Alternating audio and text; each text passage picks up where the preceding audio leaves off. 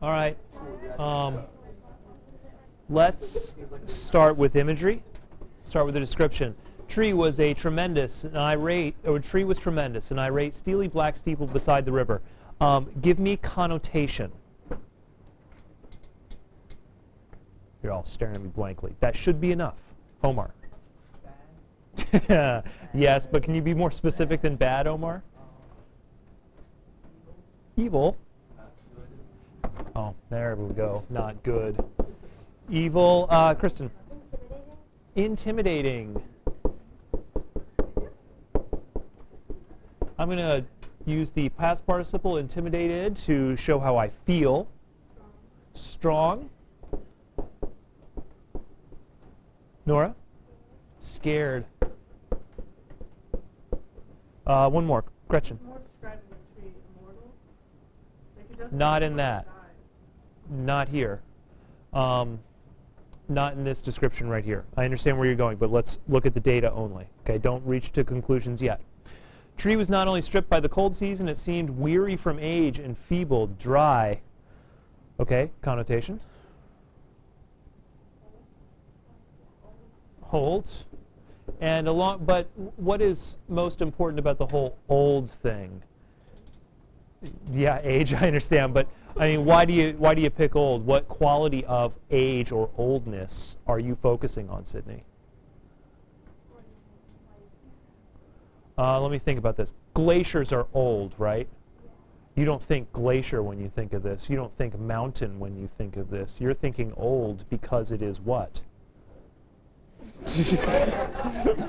John, do you see where I'm going? Because it's brittle and weak, right? Enfeebled. That's okay, Sydney. You gave it a good shot. Weak and old. All right, hold on. This is interesting. We have a connotative shift on the space of a page over just a little break in the page, a little white space, from this to this. That's interesting. That's data. We'll form it into our calculations. Possibly it'll help us understand the comment. Possibly it'll help us understand the representation. Its soaring black trunk was set with rough wooden pegs. Soaring black trunk helps us further develop this.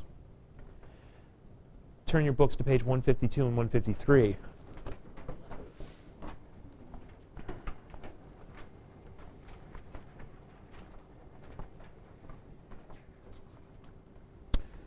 Kristen, that book in front of you, that pages?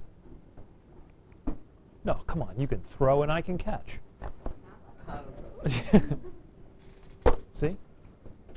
Look at that. You're welcome. When I got back, I found him in the middle of a snowball fight in a place called the Fields Beyond. At Devon, the open grounds among the buildings had been given carefully English names: the Centre Common, the Far Common, the Fields, and the Fields Beyond. These last were past the gym, the tennis courts, the river, and the stadium, on the edge of the woods, which, however English in name, were in my mind primevally American, reaching into unbroken forests far to the north, into the great northern wilderness.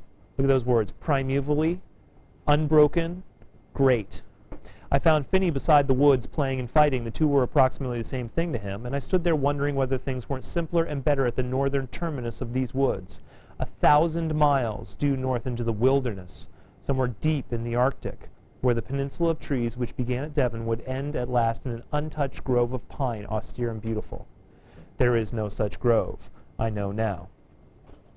The words continue this connotation of strength, of power, of intimidation, of fear, of something almost ancient and eternal. Gretchen, that's where we're getting your immortal, when we're talking about the primeval and the 1,000 miles and the seemingly unending nature of these woods. All right, we've got data. What was that? No idea. What are the qualities of the symbol? Okay, it's wooden. That's true. Not sure it helps us all that much.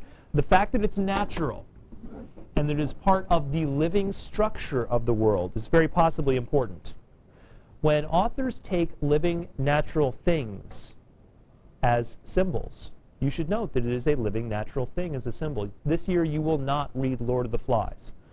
I've now gotten to shifting a separate piece, Lord of the Flies. If you read a separate piece, you don't read Lord of the Flies. If you read Lord of the Flies, you don't read a separate piece. So last year's group read the Lord of the Flies, and you read a separate piece.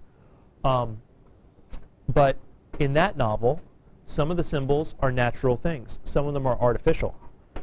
And that difference is very important. This is natural. I think that trees, this type of oak or maple tree, did he identify what kind of tree it was ever? No. He identifies that it is some sort of strong tree. It sits, well, this is not a natural quality of it because not all trees sit by a river. But all trees have branches. That is true. But I think this and this should focus us.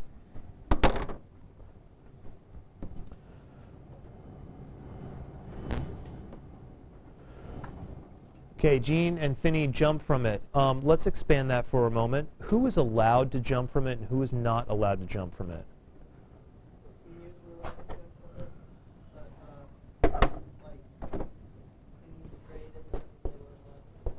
Old, yes. Young, no. Good. Jean and Finney break a rule by jumping from it. Finney breaks his leg. It is the site of his first death. Leopard views it as a danger. Is page 57 the beaver dam trip? No, it's the one where they're talking in the room about how Leopard went and jumped from the tree the most time. Oh, okay. So Leopard consistently does not jump from the tree. He keeps saying he will, but he does not. So he sees it as dangerous, and he's afraid of it. Jean visits when he is older, and we should link this data to the data on the other page about its being enfeebled. Jean betrays Finney. Yes? This connects to this.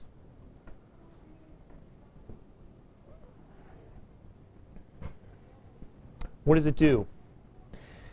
Okay, it represents a troop ship in Finney's conception. That's true. Good. Gretchen. Oh, good. But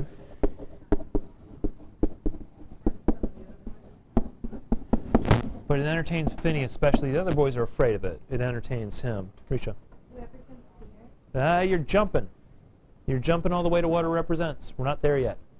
Because Richa, when we get to what it represents, then you're going to use all this to support that claim. We haven't gotten there yet. We need the support first. Sydney.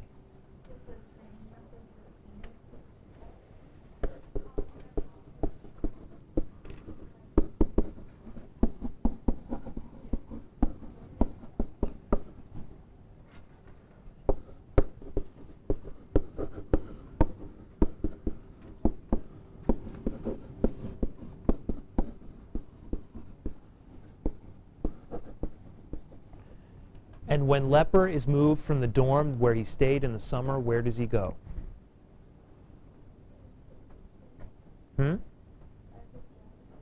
Yes, in a room, in a building by the gym, which is also by the woods. Very good.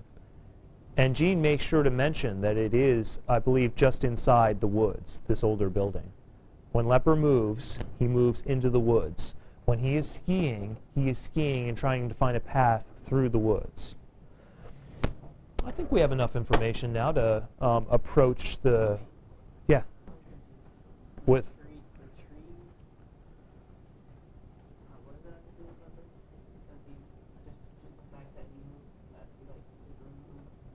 Yes, when he moves rooms, and that should really be here. When he moves, when he advances, as he continues in the story, he moves into the trees. So Leper keeps moving into the trees in a couple different ways. One is when he moves dorms. The other is when he tries to find the beaver dam.